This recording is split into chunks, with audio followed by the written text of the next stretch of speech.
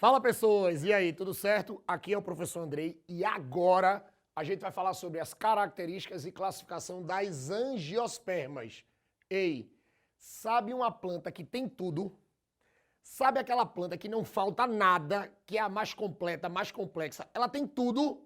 Pronto, tu tá falando das angiospermas. Então assim, lembrem que as angiospermas é a planta mais completa, ou melhor, são as plantas mais completas. São as plantas que apresentam a estrutura mais complexa, tá? Mas vamos para as características, presta atenção.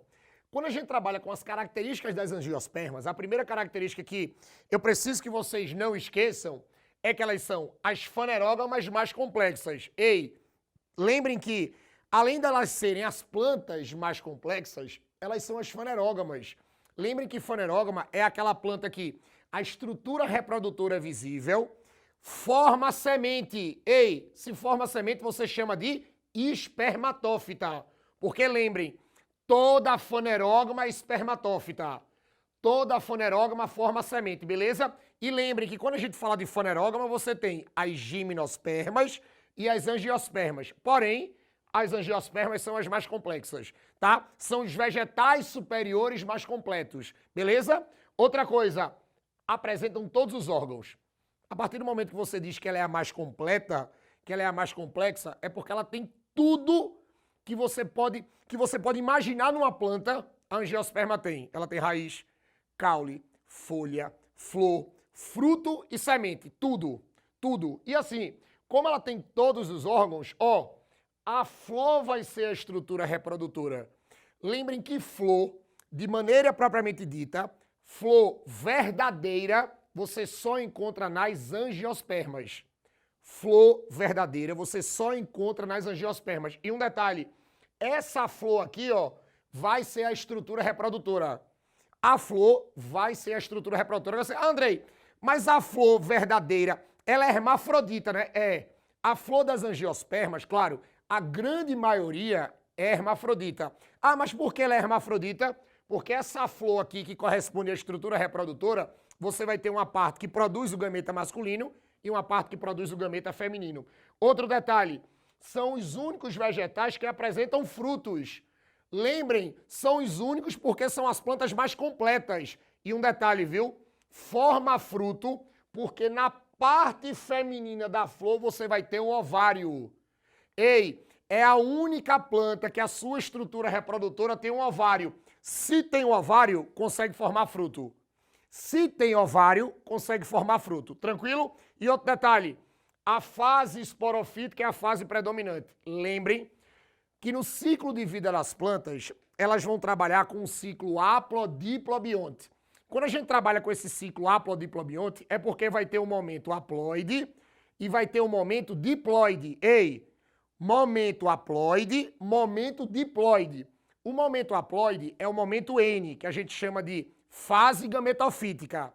O momento diploide, que é o 2N, a gente chama de fase esporofítica.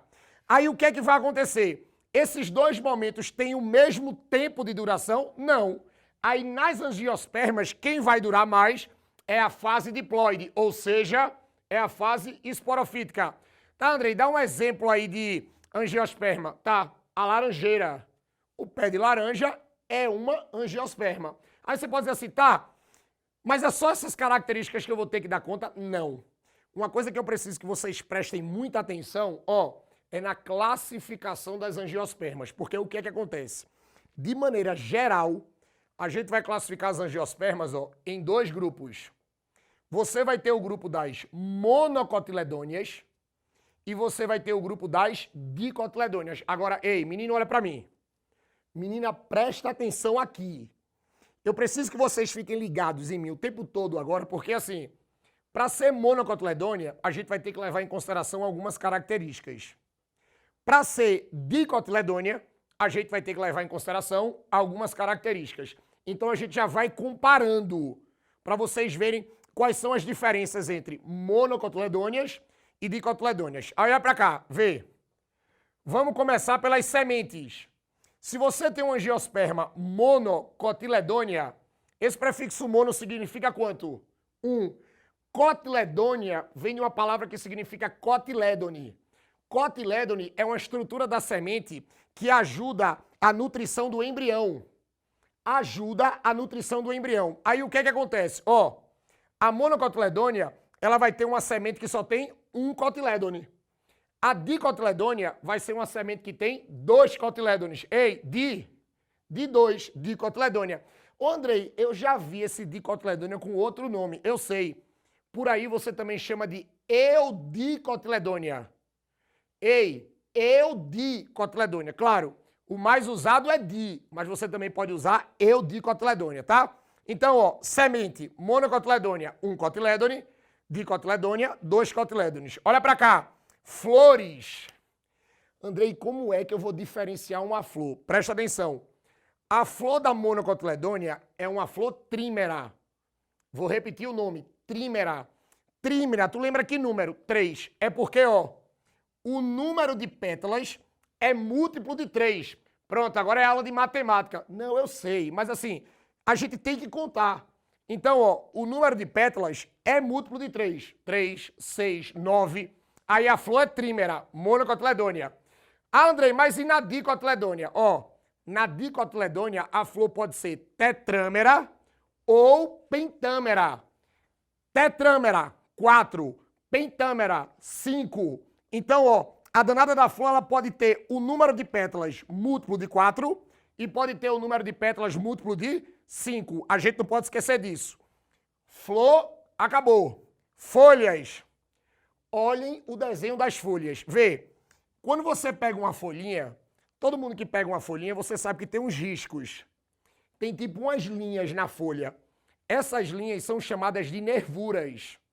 Essas linhas são chamadas de nervuras. Aí o que acontece? Se a angiosperma for uma monocotiledônia, as nervuras são todas paralelas, uma do lado da outra.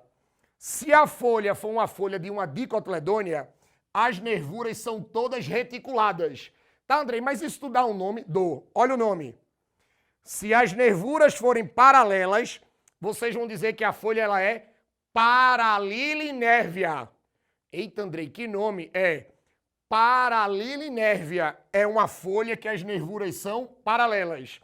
Se a folha tiver nervuras reticuladas, então aqui vai ser reticulinérvia.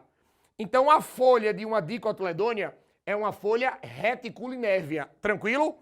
Depois de folha tem um caule. Ah, Andrei, mas por que o caule? Porque assim, a gente sabe que essas plantas têm vasos condutores de seiva. Tem um xilema e tem um floema. E a organização desses vasos também vai determinar se é uma monocotiledônia ou uma dicotiledônia. Por exemplo, se você pega um caule de uma monocotiledônia e dá um corte, você vai ver que os vasos são todos desorganizados. Não tem uma sequência, não tem um alinhamento, os vasos são desorganizados. Quando você pega uma dicotiledônia e dá um corte, os vasos são todos organizados. Você vai ter um alinhamento perfeito lá dos vasos. Tranquilo? Aí você, beleza, André, eu entendi.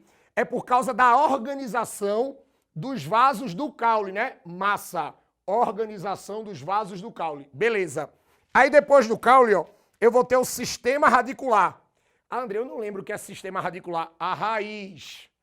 Você vai dizer e vai olhar para a raiz. Aí você vai fazer como? Ó, se eu tenho uma monocotiledônia, a raiz da monocotiledônia é uma raiz que a gente chama de fasciculada ou cabeleira, que é uma raiz, preste atenção, que você vai ter, ó, um monte de raizinhas, todas iguais, sem nenhuma predominância.